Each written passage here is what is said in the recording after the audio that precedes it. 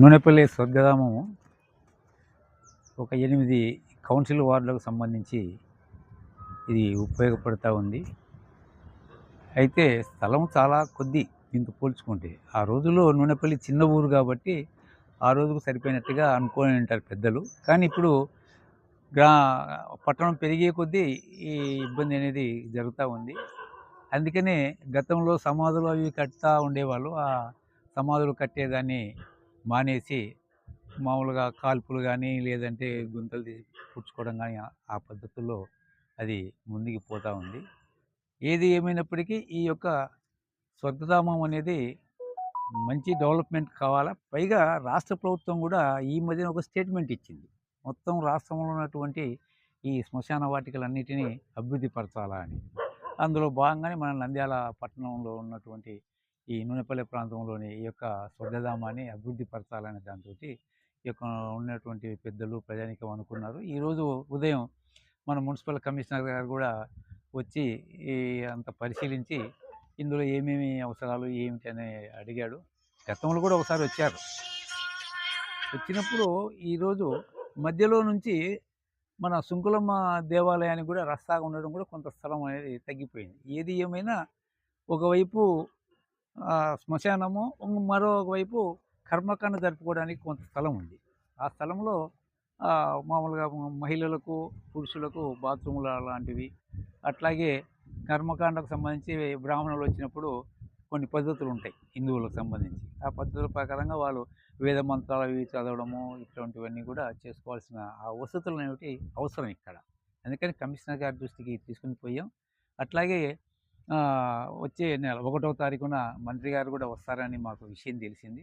మంత్రి గారు కమిషనర్ గారు వచ్చినప్పుడు మరింత కలెక్టర్ గారు కూడా వస్తే మరింత అభివృద్ధి విషయంలో వారు దృష్టి తీసుకొని పోయి దీన్ని అభివృద్ధి చేయాలని ఈ యొక్క స్వర్గధామ కమిటీ సభ్యులు అదేవిధంగా గ్రామ సభ్యులు కూడా అనుకుంటున్నారు. దానికి ప్రజానీకం అందరూ మన ఉద్యోగస్తులు అధికారులందరూ కూడా సహకరించాలనేది ఈ యొక్క మా యొక్క అభిప్రాయం, మా కోరిక. నమస్కారం అండి. నేను ఈ నూనెపల్లి గ్రామం సంబంధించినటువంటి ఎన్జిఓస్ కాలనీ నివాసిని, పినాకపాని ఇంజనీర్. నేను ఈ హిందూ శ్మశాన వాటికల గురించి ప్రస్తుతం రాష్ట్ర ప్రభుత్వం తీసుకుంటున్నటువంటి చర్యలు మమ్మల్ని కూడా కొంత ఎంతో ఉత్సాహపరిచినాయి.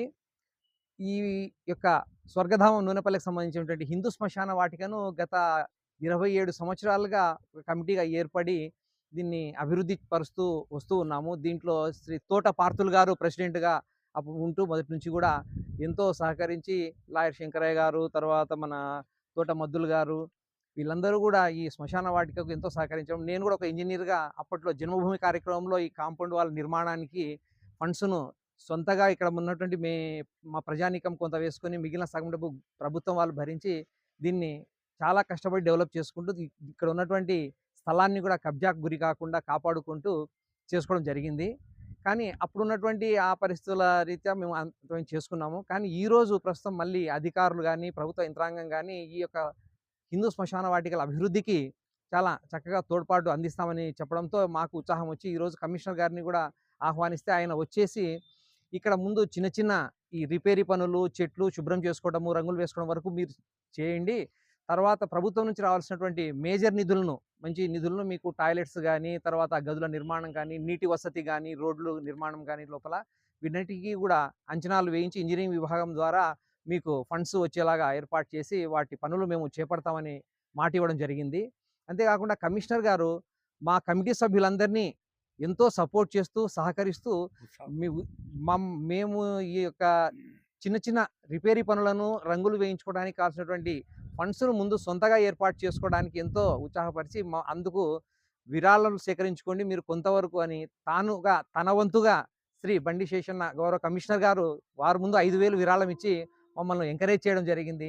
వెంటనే మా కమిటీ సభ్యులందరూ కూడా వెంటనే అందరూ ఒకరి తర్వాత ఒకరు మన ప్రస్తుత ప్రెసిడెంట్ గారు తోట పార్థసారథి గారు, తర్వాత మన సెక్రటరీ బాలకొండారెడ్డి గారు, వీళ్ళందరూ 20,000గా, తర్వాత మిగిలిన సభ్యులందరూ 10,000, 5,000గా 1,10,000 రూపాయలు ఈ ఒక్క గంటలోనే విరాళం జమ కావడం జరిగింది.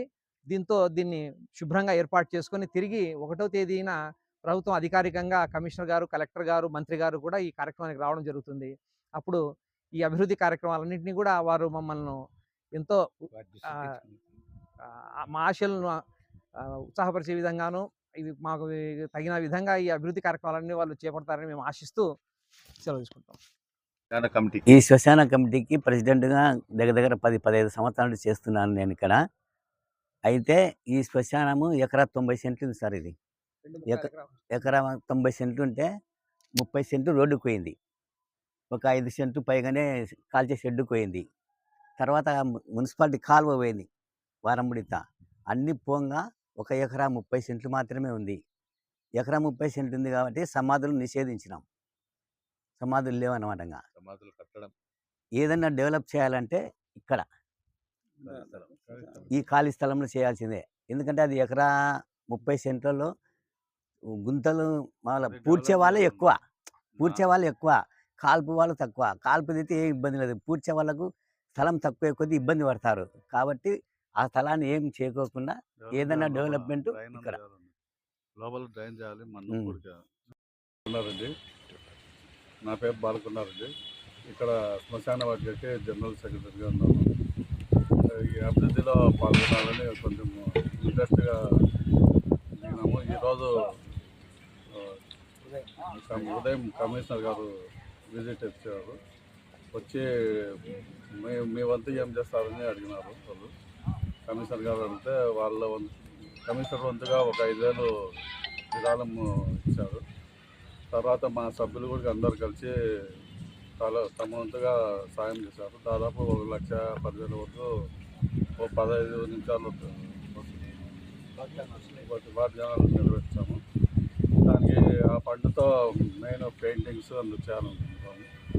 పెయింటింగ్ కమిషనర్ గారు ఆధ్వర్యంలోనే పెయింటింగ్ చేయాలని చేస్తున్నాము. తర్వాత వచ్చేసి లోపల డ్రైన్ వ్యవస్థ అస్తవ్యస్తంగా ఉంది.